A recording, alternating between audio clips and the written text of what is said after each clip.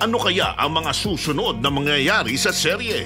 Kung kaya niyang patawarin, papatawarin niya. Pero kung sa paghigantita lang, baka mapapatay pa niya. Sa gagawin niyang paghihiganti, parang mapupuno na lang siya ng galit. Igaganti ko yung nanay ko.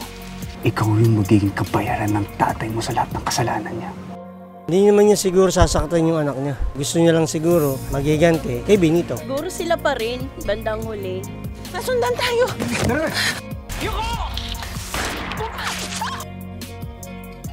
Maganda rin kasi panoorin siya. Dapat pinapanood ng buong bayan yan. Ang gusto kong matutukan kung anong mangyayari sa kanilang dalawa roon. Paano sila ma-in love. Paano kung sabihin ko sa'yo, ayoko pang umalis?